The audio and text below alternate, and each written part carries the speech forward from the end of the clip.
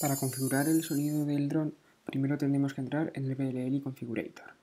Conectamos la batería y primero tenemos que flashear los variadores a la versión 16.65, que es la que nos va a permitir modificar el sonido de los SC.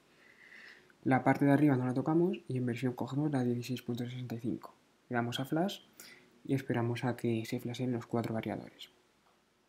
Como veis, ya aparece 16.65 tones. Ahora vamos a ir a la barrita de Beep Strength. Ahora está en 41 por defecto. Si la vamos moviendo es cuando vamos a modificar el sonido. Por ejemplo, 91 es la marcha imperial de Star Wars.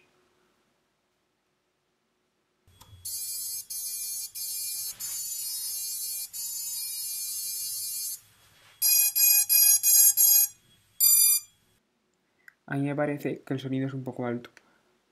Así que con el Beacon Strength vamos a bajar el volumen. Ahora vamos a volver a cambiar el sonido poniendo el Beep Strength en 93. Esta es la música de Juego de Tronos.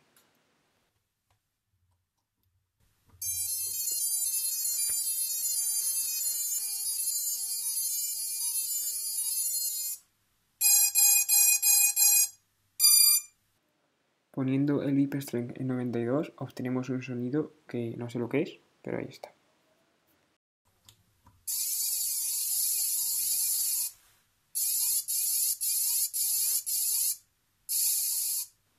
Ahora muchos os estaréis preguntando si es posible editarlo y poner otro sonido cualquiera. De momento no se puede, ya que BLL ha anunciado estos 3 sonidos en la página oficial. No se sabe si en un futuro será posible editarlo y añadir más o no. De momento esto es lo que hay.